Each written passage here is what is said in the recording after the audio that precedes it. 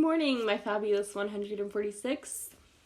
Welcome to another episode of Lindsay's Library.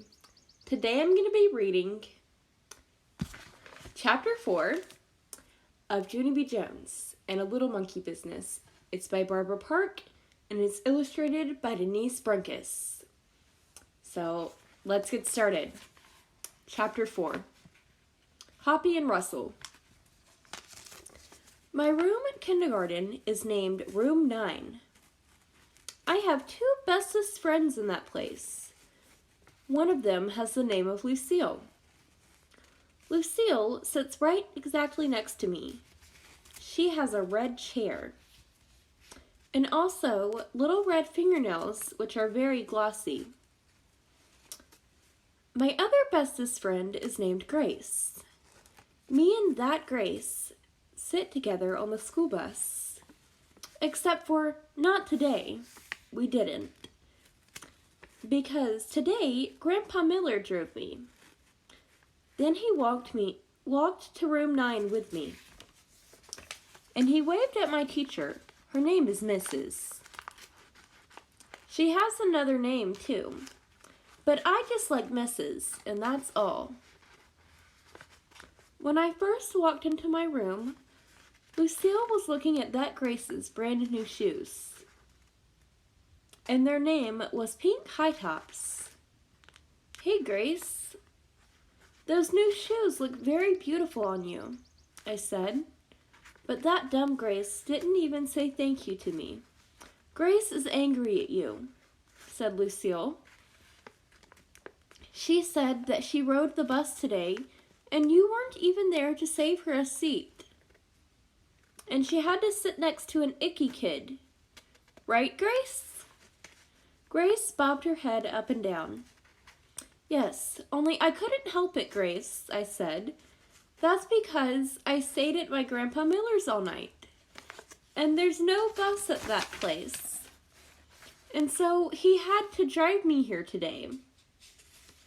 And then I tried to hold that Grace's hand. Only she quick pulled it away. That's not very nice of you, Grace, I said. And so guess what? Now I'm not going to tell you my special secret. That's when that Grace called me a poopy head. Lucille held my hand. I don't think you're a poopy head, Junie B, she said. And so you can tell me your special secret. And I won't tell anybody, not even Grace. That's when that Grace kicked Lucille in the leg. And so Lucille pushed her down. And Mrs. had to come pull them off each other.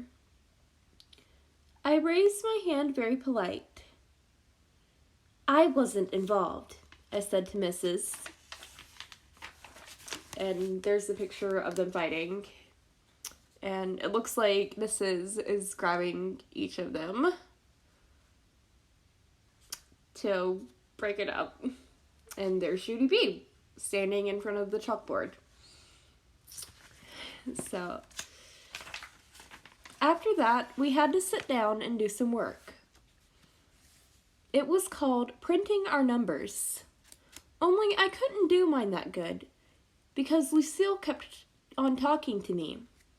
That's why. Come on, Junie B, she said in her whispering voice.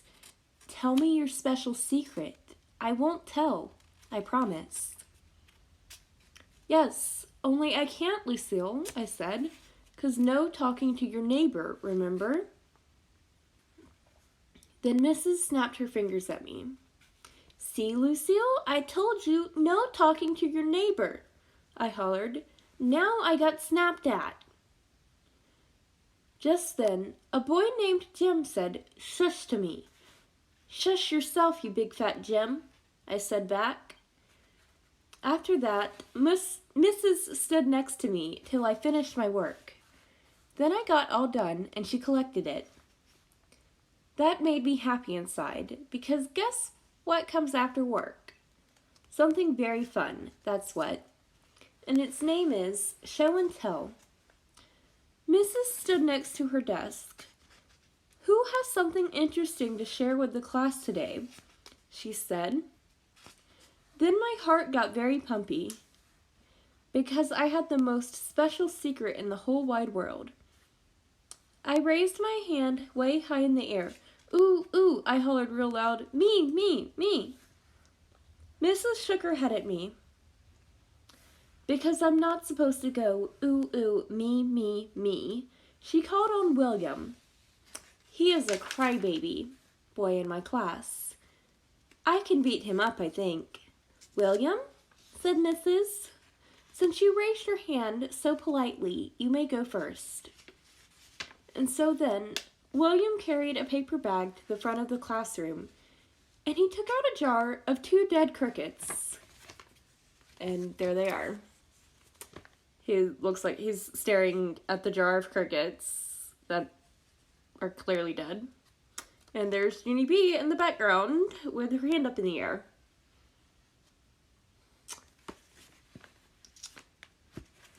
Except for William didn't know they were dead.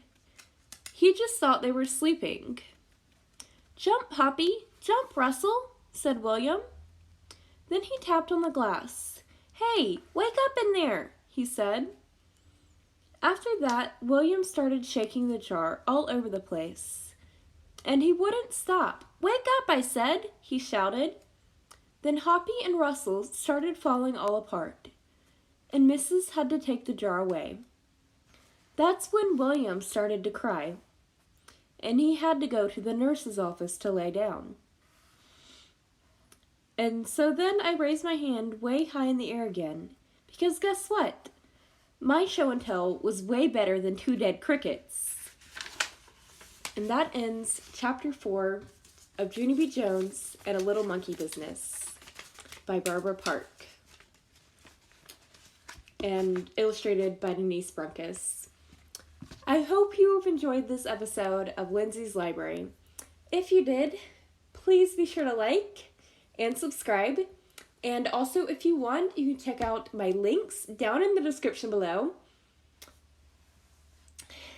The first of which is for my affiliate with So Sick Clothing. There's a promo code through them that will get you 15% off site-wide. That promo code is Grace15. And the other links are for the Lovecraft website, which has a lot of really cool pottery pieces that are for sale right now. And the rest of it is my merch, which also includes my music, as well as my spring store. I still haven't gotten the new designs up yet, so and I don't know when that'll happen because of some computer issues, unfortunately, but it'll happen when it happens. And the rest of my links are my website, my social media, and my podcast, El Grace After Hours.